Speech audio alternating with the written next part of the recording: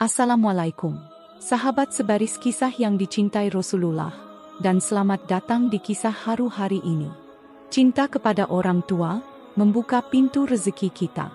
Bayangkan, seorang anak yang hidup mapan sebagai kepala HRD di pabrik besar, tiba-tiba melepaskan semua jabatannya demi merawat ayah tua yang hanya tukang pijat keliling.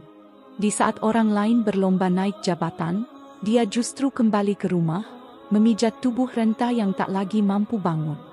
Hinaan datang bertubi-tubi, difitnah, dicibir, dituduh merebut istri orang. Tapi dia diam, bertahan, dan terus merawat sang ayah. Hingga suatu malam, sang ayah rebah untuk terakhir kalinya, meninggalkan rahasia besar yang baru terungkap 2 tahun kemudian. Apa yang sebenarnya disembunyikan Pak Sanusi hingga mengejutkan banyak orang? Namun sebelumnya, bagi yang beragama Islam, saya sarankan untuk menuliskan Nabi Muhammad di kolom komentar.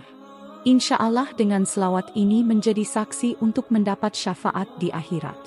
Like dan subscribe ke channel ini sangat membantu menyebarkan dakwah Islam dan menjadi amal jariah.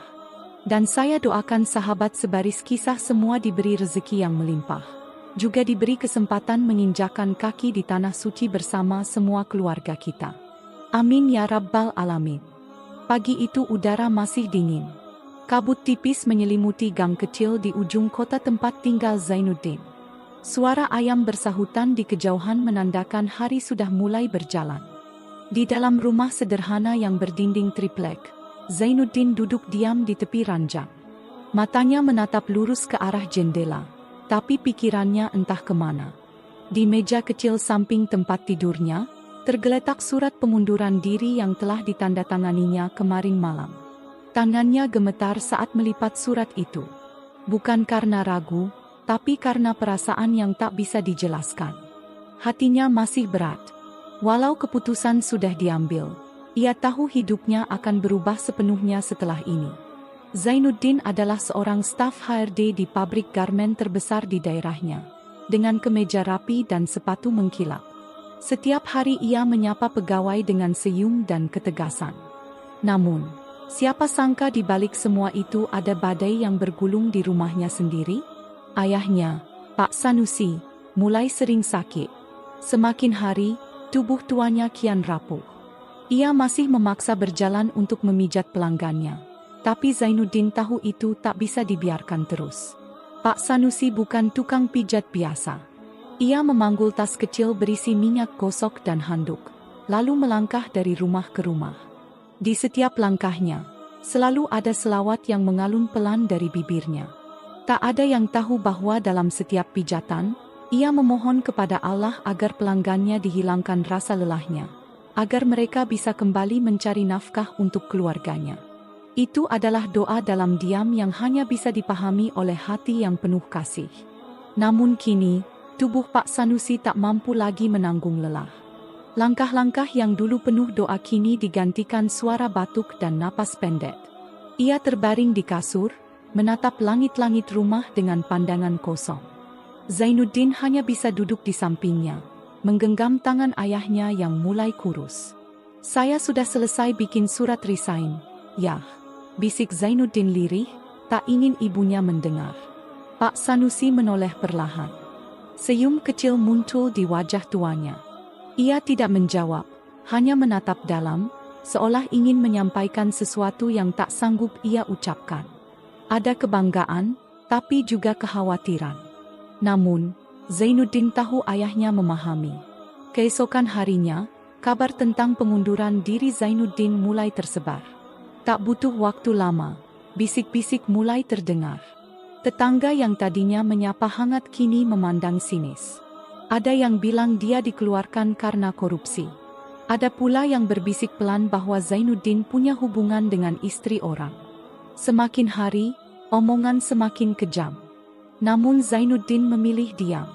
Ia menyibukkan diri merawat ayahnya, membuatkan bubur, mengganti popok, memijat kaki ayahnya yang kaku, bahkan membersihkan luka-luka kecil di punggung yang timbul karena terlalu lama berbaring. Semua dilakukannya tanpa mengeluh. Kadang malam-malam ia menangis diam-diam, saat ibunya sudah tidur dan ayahnya terlelap.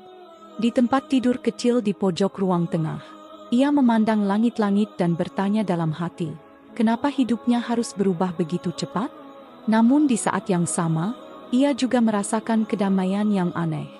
Ada sesuatu dalam dirinya yang merasa damai bisa berada di sisi ayahnya. Ia tak butuh validasi siapapun, tidak butuh penjelasan untuk membenarkan keputusannya. Ia hanya ingin satu hal, membalas kebaikan orang tua sebelum semuanya terlambat. Sementara itu, di ranjang yang sama, Pak Sanusi masih suka melantunkan selawat lirih meski suaranya nyaris tak terdengar. Dan di sela-sela napas beratnya, masih sempat berdoa agar anaknya selalu dilindungi oleh Allah. Dan begitulah kehidupan baru Zainuddin dimulai. Sebuah babak yang tak pernah ia bayangkan sebelumnya. Ia belum tahu bahwa jalan yang dipilihnya akan membawanya pada takdir besar yang bahkan tak bisa ia impikan. Waktu berjalan pelan di rumah kecil itu.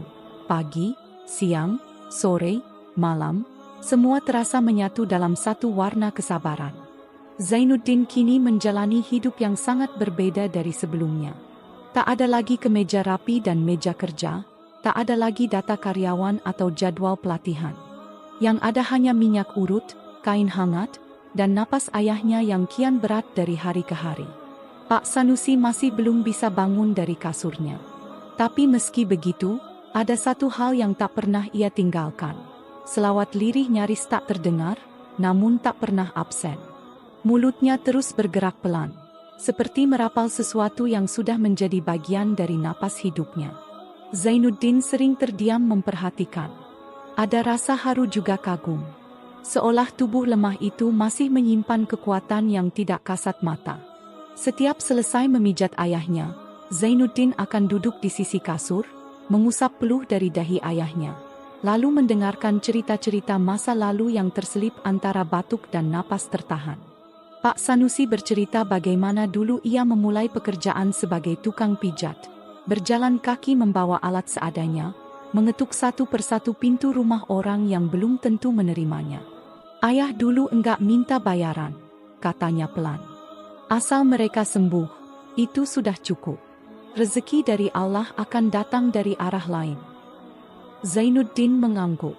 Meski dadanya terasa sesak, ia mulai paham bahwa pekerjaan ayahnya bukan sekadar mencari uang, tapi ada misi yang lebih dalam. Membantu orang lain bangkit dari kesakitan agar bisa kembali menghidupi keluarga mereka. Saat ayahnya tidur, Zainuddin mulai belajar. Ia membeli buku pijat refleksi dari pasar loak.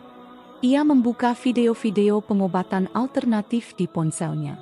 Ia mencoba memahami titik-titik saraf, urat, dan sendi tubuh. Bukan karena ia ingin menggantikan ayahnya, tapi karena ia ingin setidaknya bisa memberi pijatan yang benar untuk membuat ayahnya merasa lebih nyaman. Ia juga mulai mempraktikannya ke tetangga yang percaya padanya. 1-2 orang datang, lalu mulai berbicara ke orang lain. Zainuddin tak pernah memasang spanduk atau papan nama. Ia hanya melayani dengan senyum dan ketulusan, seperti yang diajarkan ayahnya. Tapi tetap saja, suara sumbang tak pernah berhenti. Ada yang mengejek, kerja bagus ditinggalin, cuma jadi tukang urut. Ada pula yang berbisik, pasti dipecat. Mana ada orang waras berhenti jadi HRD. Zainuddin hanya menunduk. Ia tahu orang-orang itu tidak tahu kenyataan. Ia juga tahu menjelaskan tidak akan mengubah apapun. Jadi, ia biarkan saja semua berjalan. Yang penting ayahnya dijaga, ibunya tidak menangis, dan kebutuhan rumah tangga terpenuhi.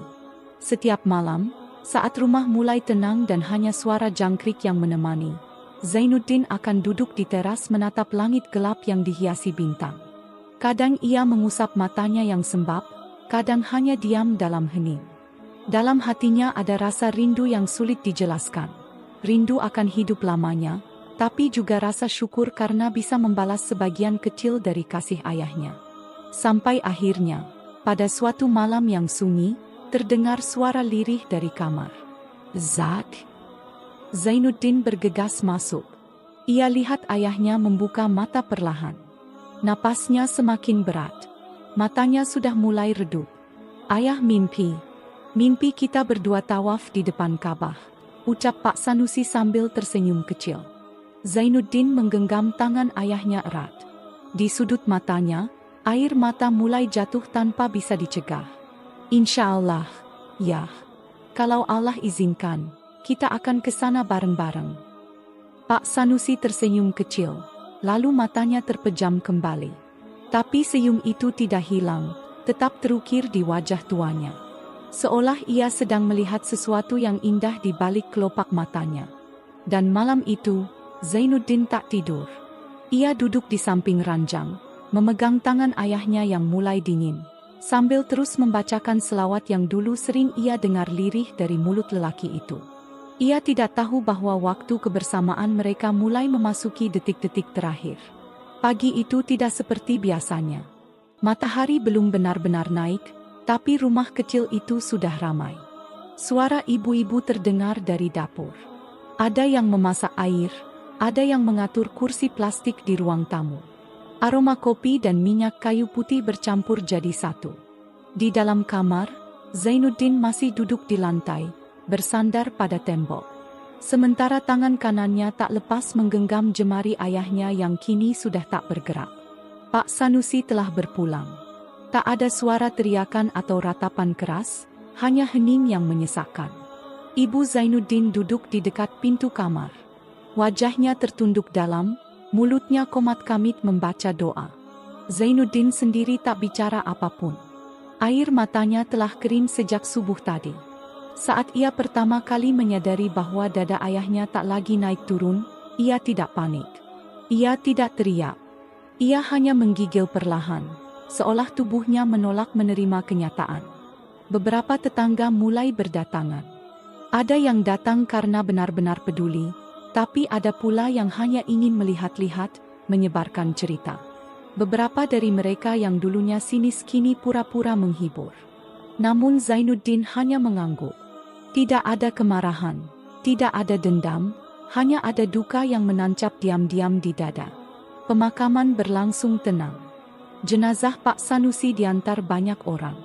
Wajah beliau terlihat damai dalam balutan kain kafan. Zainuddin sendiri yang turun ke liang lahat.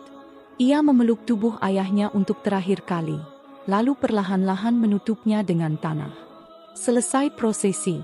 Saat semua orang mulai meninggalkan makam, Zainuddin tetap berdiri di sana. Lama, diam, tak bergerak. Angin sore menerpa wajahnya, membawa suara selawat yang entah dari mana. Ia memejamkan mata. Di dalam hatinya, luka itu seperti baru saja disayat dalam. Hari-hari setelah kepergian Pak Sanusi menjadi masa yang paling sunyi bagi Zainuddin. Rumah itu terasa kosong. Meski ibu dan tetangga masih berusaha menemaninya, malam-malamnya dipenuhi bayangan ayah. Ia duduk di ruang tamu dan seolah masih bisa mendengar langkah pelan ayahnya dari kamar. Seperti dulu saat masih kuat bangun malam. 1 minggu setelah pemakaman, Zainuddin kembali membuka buku-buku pijat miliknya. Ia tak tahu kenapa. Mungkin hanya ingin merasa dekat dengan ayah. Tapi tangan yang dulu luwes, kini gemetar. Hatinya belum sanggup. Namun, hidup tetap harus berjalan. Tabungan yang tersisa dari gajinya selama bekerja masih cukup untuk makan beberapa bulan. Tapi tidak lebih. Ia mulai berpikir apakah ia harus kembali melamar kerja? Tapi siapa yang akan percaya pada seorang lelaki yang keluar dari HRD lalu berakhir sebagai tukang urut? Sampai suatu sore, pintu rumahnya diketuk. Seorang bapak tua masuk sambil memegangi pundaknya. "Zainuddin, kamu anaknya Pak Sanusi, ya?" Zainuddin mengangguk. "Aku dulu langganan bapakmu. Dia pernah bantu aku waktu jatuh dari motor. Sekarang pundak ini rasanya nyeri lagi. Bisa tolong bantuin, nak?" Zainuddin terdiam sejenak, lalu mengangguk pelan. Ia mengambil minyak urut dari lemari lalu meminta si bapak duduk. Tangan Zainuddin mulai bekerja. Pelan, ragu, tapi penuh niat. Ia ingat cara ayahnya menekan otot, cara ayahnya berdoa pelan saat memijat. Ia pun menirukannya tanpa suara, hanya dengan niat yang terucap dalam hati. Setelah 1 jam, si bapak berdiri dan menghela napas lega. "Subhanallah, Tanganmu mirip bapakmu, terasa ringan. Zainuddin tersenyum tipis. Hatinya menghangat sedikit. Hari itu menjadi awal yang baru. Satu persatu mantan pelanggan Pak Sanusi mulai berdatangan. Mereka datang karena mendengar kabar atau karena penasaran. Zainuddin tidak pernah menolak. Ia layani semuanya dengan cara yang sama seperti ayahnya. Sederhana, tulus, penuh doa. Dan perlahan, dari rasa kehilangan yang dalam, tumbuhlah sesuatu yang baru dalam diri Zainuddin. Sebuah kesadaran bahwa ia bukan hanya meneruskan pekerjaan ayahnya, tapi juga melanjutkan warisan cinta yang tersembunyi dalam setiap pijatan. Warisan yang tidak terlihat, namun mengalir dari hati ke hati. Namun, hidup masih menyimpan kejutan. Zainuddin belum tahu bahwa jauh di luar sana, di balik tumpukan dokumen yang sudah lama tersimpan, sebuah nama akan muncul, nama ayahnya. Dan kejutan itu akan mengubah hidupnya sekali lagi. Pagi itu, seperti biasa, Zainuddin tengah menyapu halaman depan rumah. Hembusan angin menyapu rambutnya yang mulai berantakan. Debu-debu berterbangan ringan bersama daun-daun kering yang gugur dari pohon mangga di pinggir jalan. Tak ada yang istimewa di pagi itu. Sampai sebuah suara klakson motor berhenti tepat di depan pagar rumah. Seorang pria berseragam pos turun dari motor sambil membawa satu amplop coklat besar. "Permisi, rumah Bapak Zainuddin?" Zainuddin mengangguk. "Ada surat penting, Mas. Harap ditandatangani dengan cepat." Zainuddin menandatangani dan menerima amplop itu. Di pojok kiri atas tertulis, Bank Syariah Mandiri, Divisi Dana Haji dan Umrah. Hatinya langsung berdegup. Apa ini? Kenapa nama Ban Haji? Ia masuk ke dalam rumah, membuka amplop itu pelan-pelan, dan membaca surat di dalamnya. Kepada YTH, Bapak Zainuddin, kami dari pihak Bank Syariah Mandiri menginformasikan bahwa almarhum Bapak Sanusi tercatat sebagai calon jemaah haji yang telah mendaftar pada tahun 2011 dengan nomor porsi 270968790. Berdasarkan aturan dan data yang ada, hak keberangkatan dapat dialihkan kepada ahli waris apabila calon jemaah telah wafat. Sebagai anak kandung sekaligus ahli waris, Bapak berhak menggantikan keberangkatan haji atas nama almarhum. Mohon hadir ke kantor cabang terdekat dengan membawa dokumen pendukung. Surat itu bergetar di tangan Zainuddin. Air matanya tak bisa ditahan lagi. Ia menekuk tubuhnya di lantai, memeluk surat itu erat-erat, seolah sedang memeluk ayahnya. Ayah, ternyata di balik kesederhanaannya, di balik kerja kerasnya sebagai tukang pijat keliling, ayah menyisihkan sebagian rezeki untuk sesuatu yang sangat suci. Diam-diam, tanpa pernah bercerita, Pak Sanusi telah menabung untuk berhaji. Dan kini, Zainuddinlah yang diminta menggantikannya. Keesokan harinya, Zainuddin berangkat ke kantor bank. Ia membawa dokumen yang diminta, dan proses pun berjalan lancar. Pihak bank bahkan menyampaikan bahwa tahun itu juga jadwal keberangkatan dibuka kembali setelah sempat tertunda karena pembatasan. "Semuanya sudah beres, Pak Zainuddin," kata petugas bank dengan ramah. "Silakan siapkan diri. Insya Allah Bapak akan berangkat ke Tanah Suci tahun ini, menggantikan almarhum." Berita itu menggemas sampai ke seluruh tubuhnya. Tapi bersama kabar bahagia itu, timbul rasa bersalah yang dalam. "Ayah, ini harusnya perjalanan ayah." Malam itu, Zainuddin duduk di depan foto ayahnya. Ia menatap dalam-dalam wajah yang terekam dalam bingkai kayu tua itu. "Aku akan ke sana, Yah. Bukan untuk jalan-jalan, tapi untuk menunaikan niat ayah yang belum selesai. Aku akan doakan ayah di setiap langkah, di setiap putaran tawaf, di setiap sujudku nanti." Sejak hari itu, Zainuddin mulai mempersiapkan diri. Ia kembali memperbaiki bacaan doa, memperdalam pemahaman tentang rukun dan tata cara haji. Ia juga mulai menata kembali kehidupannya. Pijat yang dulu hanya dilakukan di teras rumah, kini mulai mendapat tempat sendiri. Sebuah ruangan kecil di samping rumah ia sulap jadi ruang terapi. Pelanggan mulai berdatangan.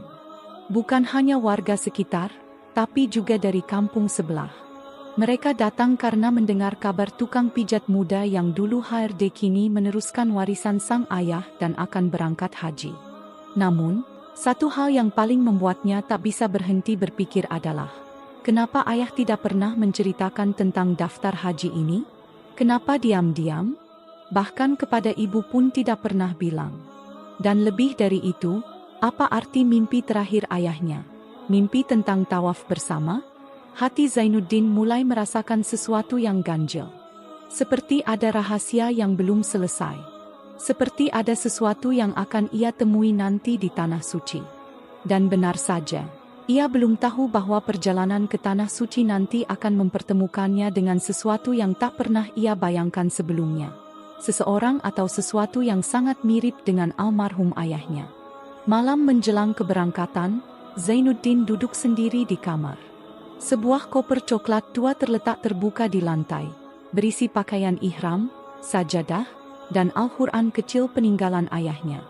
Di atasnya, Zainuddin meletakkan selembar kain putih yang dulu sering digunakan Pak Sanusi saat memijat. Bukan karena ia akan membawanya sebagai perlengkapan, tapi sebagai pengingat bahwa semua ini adalah warisan dari sang ayah. Pagi harinya, saat bus jemaah mulai berangkat dari asrama haji, Zainuddin duduk di dekat jendela, memandang keluar tanpa suara. Setiap langkah di hari itu seakan dituntun oleh kenangan. Ia ingat betul cerita ayahnya dulu, tentang kerinduannya yang dalam kepada Ka'bah, tentang keinginan sederhana untuk bersujud di Multazam, mengadukan segala lelah hidup. Sesampainya di Madinah, Zainuddin ikut dalam rombongan menuju Raudah. Suasana haru terasa begitu kental. Tangis jemaah pecah di antara bisik doa dan selawat. Di tempat itu, Zainuddin tak hanya mendoakan dirinya dan sang ayah, tetapi juga semua tetangganya yang pernah meremehkan mereka. Hatinya mulai tenang. Tapi ia belum tahu bahwa perjalanan spiritual sejatinya baru dimulai saat tiba di Mekah. Malam pertama di Mekah, Zainuddin keluar dari hotel. Udara panas, namun penuh kelembutan menyambut langkahnya. Ia mengenakan pakaian ihram, berjalan perlahan menuju Masjidil Haram bersama beberapa jemaah lainnya. Saat melihat Ka'bah untuk pertama kalinya, tubuhnya bergetar hebat. Air matanya jatuh tanpa bisa ia tahan. Ia tak bisa berkata apapun, hanya bisa menatap dan bersyukur. Namun, ada satu hal aneh yang terjadi. Saat sedang melakukan tawaf keempat, Zainuddin sempat menengok ke sisi kiri. Di antara kerumunan jemaah, matanya menangkap sosok seorang pria tua. Wajahnya keriput, berjenggot putih, mengenakan ihram yang lusuh, dan tersenyum samar. Sekilas saja, namun cukup membuat Zainuddin tertegun. Wajah itu terlihat seperti wajah ayahnya. Jantung Zainuddin berdetak kencang. Ia mencoba mencari sosok itu lagi. Namun pria tersebut sudah menghilang di antara gelombang manusia yang mengelilingi Ka'bah. Ia menoleh ke kiri, ke kanan, tak ada. Hanya ribuan jemaah yang berjalan dengan doa dan tangis. Allahu Akbar. Bisiknya lirih, mencoba kembali fokus. Selesai tawaf, Zainuddin duduk di pelataran Masjidil Haram tepat menghadap Ka'bah. Matanya menatap kosong ke depan. Ia mencoba mencari logika, tapi tak ada yang bisa menjelaskan. Mungkinkah hanya bayangan karena rindu? Pikirnya. Namun perasaan aneh itu kembali muncul keesokan harinya. Saat sedang antre makan di hotel, seseorang menepuk bahunya. Zainuddin menoleh dan terdiam. Pria itu bukan ayahnya, tapi wajah dan tatapan matanya membuat jantung Zainuddin seolah berhenti berdetak sejenak. Pria itu tersenyum hangat. "Kamu sendirian di rombongan, nak?" "Iya, Pak," jawab Zainuddin gugup. "Ayahmu tidak ikut?" Pertanyaan itu membuat Zainuddin kehilangan kata-kata. Ia hanya menunduk. "Saya dulu pernah punya anak seperti kamu, tapi dia sudah lama meninggal. Mungkin karena itu saya merasa seperti mengenalmu." Zainuddin hanya mengangguk pelan, tak sanggup berkata apa-apa. Pria itu mengulurkan tangan. "Namaku Haji Roma. Kalau kamu tidak keberatan, kita bisa jalani ibadah ini bersama." Saya sudah terbiasa sendiri, tapi kali ini saya merasa seperti punya teman. Zainuddin tak bisa menolak. Ada sesuatu dalam diri pria tua itu yang terasa sangat akrab. Sejak saat itu, mereka sering berjalan bersama, mulai dari lempar jumrah, tawaf ifadah, hingga ziarah ke tempat-tempat bersejarah. Semakin lama, Zainuddin merasa seolah sedang ditemani ayahnya sendiri. Cara berjalan, cara tertawa, bahkan kebiasaannya menggumamkan selawat di antara langkah-langkahnya, semuanya begitu mirip. Haji Roma juga selalu membawa botol kecil berisi minyak kayu putih. Saat bertemu jemaah yang sakit, ia tak segan membantu memijat bahu mereka sambil membaca doa. Persis seperti ayahnya. Zainuddin mulai merasa ini bukan lagi kebetulan. Hingga pada malam terakhir menjelang kepulangan, mereka duduk berdua di pelataran Masjidil Haram. Angin malam menyapu lembut wajah mereka. Ka'bah berdiri megah di depan, bersinar terang di bawah cahaya lampu. Zainuddin menatap pria tua itu, lalu memberanikan diri bertanya, "Pak, boleh saya tanya sesuatu?" Haji Roma menoleh sambil tersenyum. "Tentu, Nak. Kenapa saya merasa Bapak sangat mirip dengan almarhum ayah saya?" Pria tua itu terdiam lama, matanya menerawang, lalu berkata pelan, "Mungkin karena Allah ingin menghiburmu lewat wajah yang kamu rindukan." Zainuddin tak sanggup menahan tangisnya. Malam itu, ia menangis dalam pelukan pria tua itu, seperti anak kecil yang menemukan kembali sosok yang telah lama hilang. Tapi ia tak tahu bahwa pertemuan ini bukanlah akhir dari semua kejutan. Saat ia kembali ke tanah air, hidupnya akan berubah jauh lebih besar dari yang pernah ia bayangkan. Hari kepulangan dari Tanah Suci adalah hari yang dipenuhi tangis dan senyum. Tangis karena harus meninggalkan tanah yang suci. Senyum karena membawa pulang oleh-oleh spiritual yang tak ternilai harganya. Dalam pesawat, Zainuddin duduk di samping jendela, menatap langit malam yang terbentang luas. Di dalam hatinya, satu nama terus bergema, Pak Sanusi. Ayah yang diam-diam menabung untuk haji. Ayah yang menuntunnya dari kejauhan. Dan mungkin ayah yang tadi malah menjelma dalam sosok Haji Roma, meski hanya untuk memeluknya sekali lagi. Sesampainya di tanah air, rombongan disambut keluarga masing-masing. Tangis haru pecah di terminal kedatangan. Tapi Zainuddin berdiri sendiri, memeluk sajadah dan sebotol air zam-zam, menatap lautan manusia yang berpelukan. Ia menarik napas dalam-dalam. "Yah, aku pulang." Beberapa hari kemudian, suasana rumah kembali tenang. Di ruangan tempat terapi pijat, Zainuddin mulai kembali menerima pasien. Tapi kali ini ada sesuatu yang berbeda. Orang-orang yang datang tak hanya ingin dipijat. Mereka ingin mendengar cerita Haji Zainuddin tentang keajaiban, tentang selawat, tentang Pak Sanusi. Dari mulut ke mulut, kabar itu menyebar. Pijatnya bukan sekadar pijat. Doanya manjur. Bahkan ada yang bilang, sehabis dipijat Pak Zainuddin, rasa sakitnya hilang. Kayak dipijat sama orang yang sudah pernah ke Tanah Suci. Zainuddin tersenyum. Walau dalam hati ia tahu semua itu karena doa ayahnya yang terus mengalir. Suatu siang, saat ia sedang membereskan tumpukan buku lama milik Pak Sanusi di lemari belakang, Zainuddin menemukan sebuah kotak kayu kecil yang terkunci. Kunci kecilnya tergantung di sisi kotak. Ia membukanya dengan rasa penasaran. Di dalamnya ada buku catatan, beberapa lembar sertifikat pelatihan pijat tradisional, serta selembar surat beramplop kuning tua. Di bagian depannya tertulis, "Untuk Zainuddin, bila ayah sudah tiada." Tangan Zainuddin bergetar saat membuka surat itu. Tulisan tangan ayahnya tertulis rapi. "Nak Zainuddin, kalau surat ini sudah kamu baca, berarti ayah sudah dipanggil pulang oleh Allah. Jangan bersedih, karena setiap roh akan kembali kepadanya. Ayah tahu, mungkin kamu kecewa ayah tidak cerita soal daftar haji, tapi bukan karena ayah merahasiakan. Ayah hanya tidak ingin menambah beban pikiranmu. Bagi ayah, kamu sudah cukup berjuang, cukup membahagiakan ayah dengan akhlakmu yang lembut dan sabar. Ayah hanya ingin kamu tahu bahwa semua yang ayah kerjakan bukan sekadar kerja, tapi ibadah. Termasuk memijat orang yang capek-capek itu. Ayah niatkan membantu mereka supaya bisa kerja lagi, supaya bisa nafkahi keluarganya.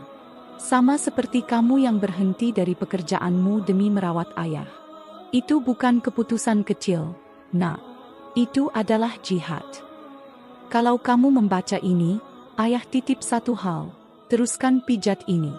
Tapi jangan anggap ini cuma usaha, anggap ini ladang amal. Dan jika suatu hari kamu punya cukup rezeki, bangunlah sebuah tempat pijat yang tidak hanya untuk mencari uang, tapi juga jadi tempat doa. Tempat orang bisa sembuh dan sekaligus dekat pada Allah. Kalau kamu mau, beri nama tempat itu, Pijat Haji Sanusi. Supaya orang tahu bahwa keberkahan itu bisa datang dari tangan yang lelah dan hati yang selalu bersyukur. Ayahmu, Sanusi. Surat itu tak ubahnya seperti suara dari alam lain.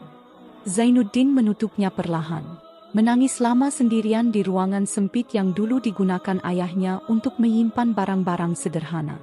Beberapa minggu setelah itu, Zainuddin mulai menyusun rencana. Ia menyisihkan sebagian uang yang masih tersisa dari tabungan dan sumbangan kecil dari para tetangga yang datang berkunjung. Ia juga menggadaikan satu-satunya motor tua milik ayahnya. Bukan karena terpaksa, tapi karena niatnya sudah bulat. Sebidang tanah kecil di samping rumah direnovasi, dinding dicat ulang, kasur dan meja periksa diganti. Aromaterapi sederhana diletakkan di sudut ruangan. Sebuah papan kayu besar digantung di atas pintu masuk, tertulis dengan jelas, Pusat Terapi Pijat Haji Sanusi, spesialis patah tulang dan terapi sunnah. Orang-orang yang dulu mencibirnya kini antre di depan tempat itu. Zainuddin menyambut mereka dengan senyum. Di dalam ruangan, ia memijat dengan sabar, sama seperti ayahnya dulu. Dan setiap kali ia mengusap pundak atau menekan ruas tulang pasien, ia berbisik pelan dalam hati, "Ya Allah, sembuhkan hamba MU ini sebagaimana Engkau sembuhkan orang-orang yang ayahku rawat dulu. Kabulkan doa hamba MU yang sedang lelah mencari nafkah untuk keluarganya." Ia tahu ini bukan sekadar meneruskan pekerjaan. Ini adalah jalan hidup. Dan ayahnya telah menuntunnya ke sana. Matahari pagi menembus celah dinding bambu yang belum sempat diganti. Ruangan kecil itu kini dipenuhi aroma minyak kayu putih dan getah herbal khas warisan Pak Sanusi. Tempat itu sudah berubah, tapi jiwanya tetap sama. Setiap hari, antrean pasien mengular sejak subuh. Ada yang datang karena keseleo, patah tulang ringan, hingga yang katanya sudah kemana-mana tapi belum juga sembuh. Mereka datang dengan harapan bukan hanya akan sembuh secara fisik, tapi juga mendapatkan kekuatan batin. Sebab tempat itu bukan sekadar tempat pijat, itu tempat di mana doa disematkan di setiap sentuhan. Zainuddin tak pernah mematok tarif. Ia hanya menyediakan kotak kayu bertuliskan, "Infak seikhlasnya," di sudut ruangan. Seringkali jumlah yang ia terima tidak seberapa, tapi itu tak pernah membuatnya kecewa. Sebab ia ingat pesan ayahnya, "Kalau niatmu ibadah, maka rezekimu tidak akan datang dari pasien, tapi dari Allah yang menggerakkan hati manusia." Suatu siang, datanglah seorang pria berusia sekitar 40-an. Badannya besar, tapi langkahnya pincang. Tangannya menggenggam tongkat, wajahnya tampak putus asa. Setelah diperiksa, ternyata ia mengalami retak tulang di bagian paha sejak jatuh dari tangga proyek. Sudah 2 bulan tak bekerja. "Bapak udah ke rumah sakit?" tanya Zainuddin pelan. "Udah. Katanya harus operasi. Tapi uang dari mana? Saya ini cuma tukang." Zainuddin memandangi wajah pria itu. Di situ ia melihat bayangan wajah Pak Sanusi dulu. Saat pulang dari memijat, kelelahan namun tetap tersenyum. Ia mengangguk. "Kalau Bapak percaya, izinkan saya bantu semampunya. Tapi kita mulai dengan niat yang sama. Kita ikhtiar, dan kita titipkan hasilnya ke Allah." Pria itu menunduk. "Saya percaya, Mas." Selama 2 minggu, pria itu datang setiap pagi. Dipijat perlahan dengan ramuan rempah khas sambil Zainuddin berzikir pelan. Kadang selawat mengalun dari bibirnya, seperti ayahnya dulu. Perlahan, kondisi pria itu membaik. Hingga suatu hari, ia bisa berjalan tanpa tongkat. Air mata tumpah di pipinya. Ia mencium tangan Zainuddin berkali-kali, lalu menyelipkan sesuatu ke dalam kotak infak. Zainuddin hanya tersenyum dan memeluk pria itu dengan tulus. Hari berganti minggu. Reputasi pijat Haji Sanusi menyebar hingga keluar desa. Bahkan ada rombongan dari kota yang khusus datang untuk terapi.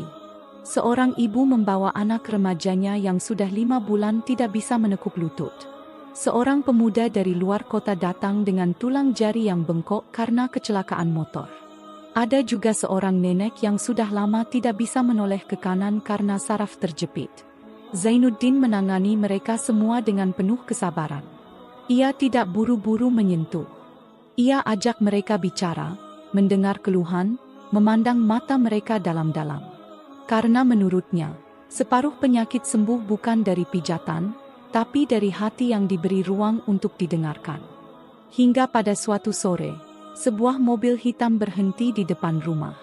2 pria berseragam rapi turun, disusul seorang wanita muda berjilbab yang terlihat bingung. Mereka membawa seorang pria tua, tubuhnya lemas dan sebagian wajahnya lumpuh karena stroke. Ia adalah seorang mantan pejabat dari kota yang tak mau lagi dibawa ke rumah sakit. Zainuddin menyambut mereka dengan sopan. Setelah mendengar cerita panjang dari keluarga pasien, ia mengangguk. Tapi kali ini ia tidak langsung menerima. "Boleh saya minta waktu untuk istirahat dulu, Bu? Saya cuma manusia biasa. Saya takut kalau penanganan saya tidak maksimal. Saya ingin Allah yang beri jawaban, bukan saya yang berani-berani." Wanita itu mengangguk hormat. "Baik, Mas. Kami akan menunggu." Malam itu, Zainuddin mengambil air wudhu dan salat 2 rakaat di ruangan kecil tempat ia biasa memijat. Di sepertiga malam, ia duduk diam, hanya selawat yang mengalir. Dan dalam hening itu, kenangan tentang ayahnya kembali datang. Zainuddin seperti mendengar bisikan lembut di hatinya, "Jangan takut. Selama kamu niatkan lillahi ta'ala, maka tak ada yang sia-sia." Esok paginya, ia menerima pasien itu. Dengan perlahan dan penuh hati-hati, ia mulai terapi.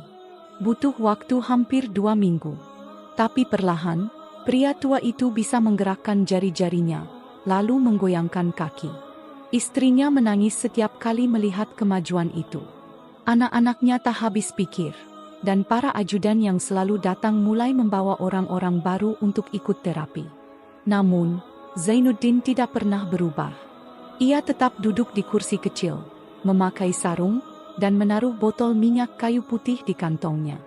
Setelah selesai memijat, ia selalu menutup dengan satu ucapan yang kini menjadi ciri khasnya. "Semoga bukan hanya badan yang sembuh, tapi hati juga ikut pulih." Di pojok ruangan tempat terapi, berdiri sebuah foto besar Pak Sanusi yang sedang tersenyum, mengenakan peci putih dan sorban. Di bawahnya ada tulisan kecil, "Yang memijat hanyalah tangan, tapi yang menyembuhkan adalah izin Allah." Nama Haji Sanusi kini mulai dikenal, bukan karena mewahnya tempat, bukan karena banyaknya pasien, tapi karena keikhlasan yang menempel di setiap gerak Zainuddin. Dan semua itu berawal dari satu langkah. Berhenti dari pekerjaan bergaji besar demi merawat seorang ayah yang lemah tak berdaya. Namun, kisah ini belum berakhir. Karena satu malam, Zainuddin mendapat undangan yang tak pernah ia bayangkan sebelumnya. Sebuah undangan yang akan membawanya ke panggung yang lebih luas.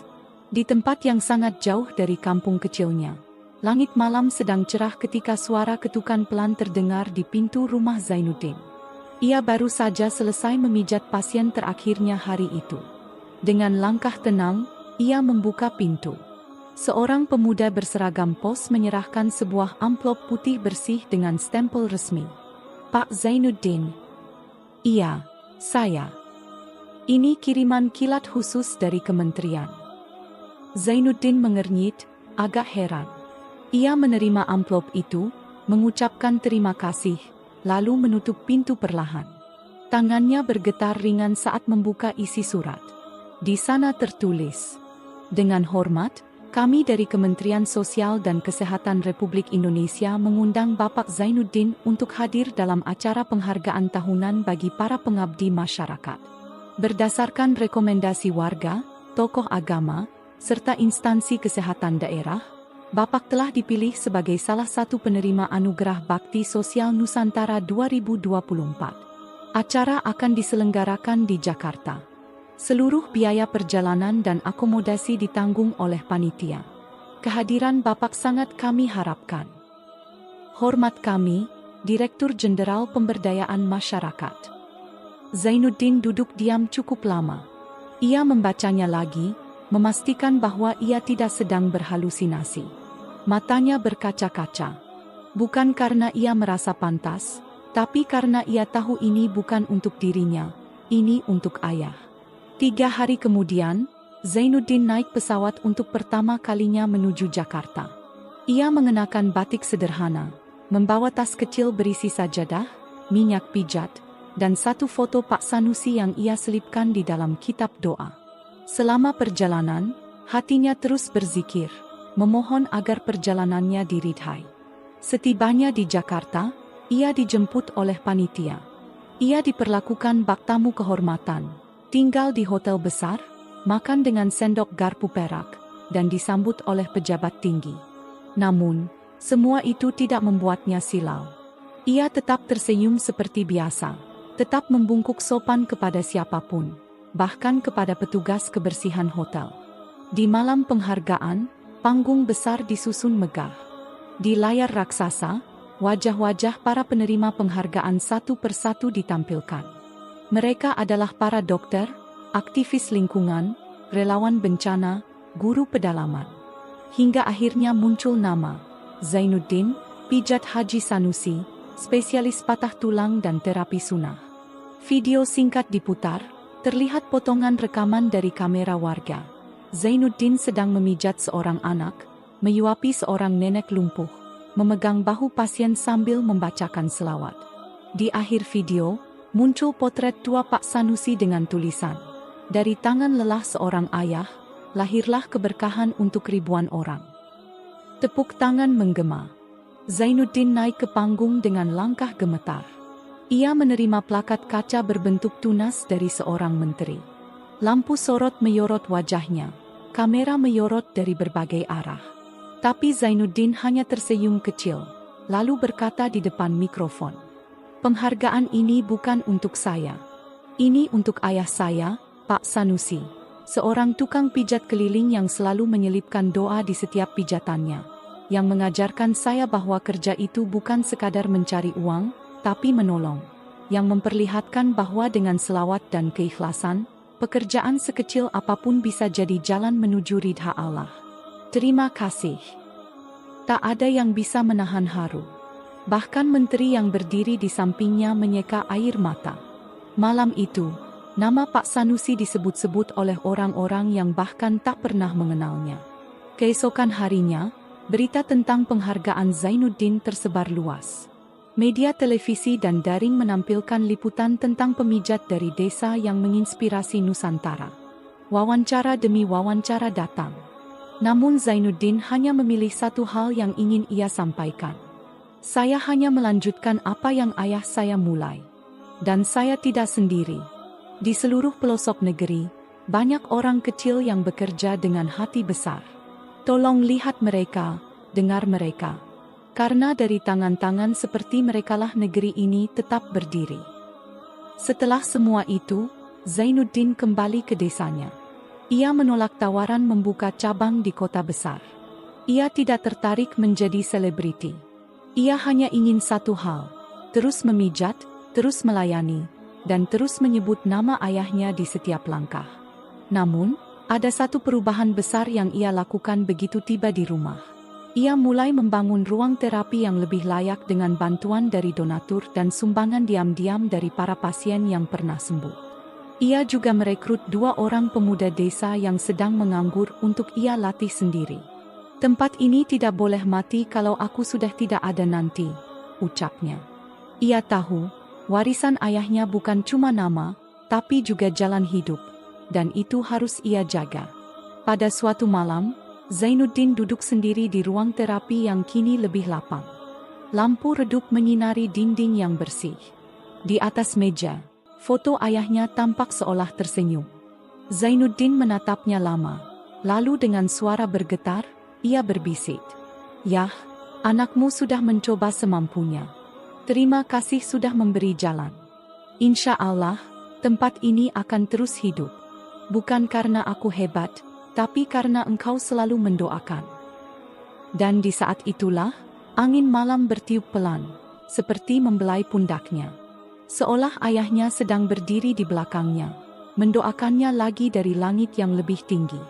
Sahabat yang dirahmati Allah, kita telah menyaksikan perjalanan hidup seorang anak bernama Zainuddin, yang meninggalkan jabatannya sebagai HRD di sebuah pabrik garmen demi satu hal yang tak ternilai: merawat sang ayah, Pak Sanusi, seorang tukang pijat keliling yang sederhana, tapi penuh cinta, doa, dan ketulusan dalam setiap langkah hidupnya. Dalam kepedihan dan pengorbanan itu, tersimpan cahaya keberkahan yang tak disangka. Ia dihina, difitnah, dipandang rendah oleh tetangga. Namun ia memilih diam dan bersabar. Ia menunduk dalam ketabahan saat dunia menatapnya sinis. Tapi dari kesabaran itulah pintu-pintu langit terbuka. Dari ketulusan kepada orang tua, Allah mendatangkan rezeki, keberkahan, dan bahkan kesempatan berhaji menggantikan sang ayah yang telah wafat. Bukankah ini adalah bukti nyata bahwa siapa yang mencintai orang tuanya dengan ikhlas, maka cinta itu akan kembali padanya dalam bentuk yang jauh lebih indah dan tak terduga?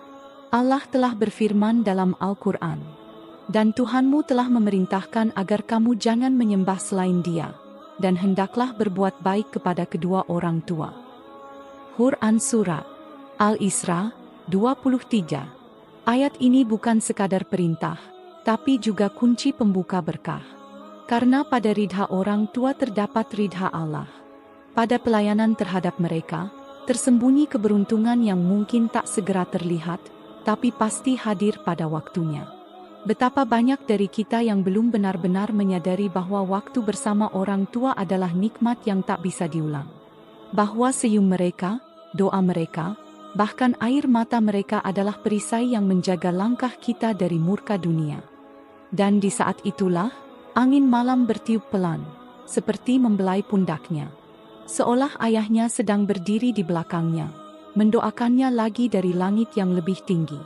Sahabat yang dirahmati Allah, kita telah menyaksikan perjalanan hidup seorang anak bernama Zainuddin, yang meninggalkan jabatannya sebagai HRD di sebuah pabrik garmen demi satu hal yang tak ternilai: merawat sang ayah, Pak Sanusi, seorang tukang pijat keliling yang sederhana, tapi penuh cinta, doa, dan ketulusan dalam setiap langkah hidupnya.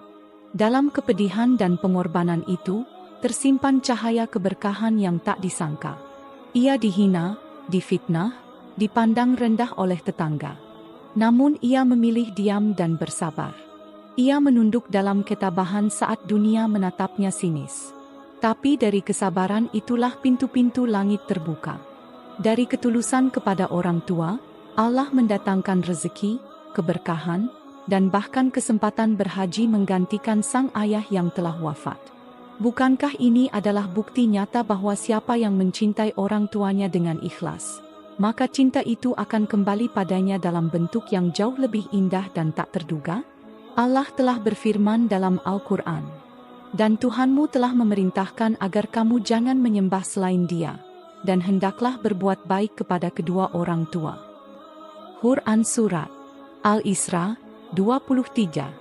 Ayat ini bukan sekadar perintah, tapi juga kunci pembuka berkah. Karena pada ridha orang tua terdapat ridha Allah. Pada pelayanan terhadap mereka, tersembunyi keberuntungan yang mungkin tak segera terlihat, tapi pasti hadir pada waktunya. Betapa banyak dari kita yang belum benar-benar menyadari bahwa waktu bersama orang tua adalah nikmat yang tak bisa diulang.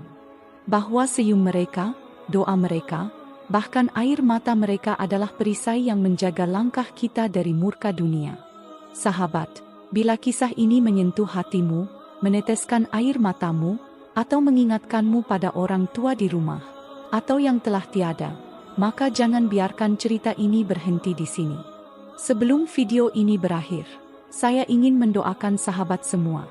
Semoga kalian selalu dalam lindungan Allah.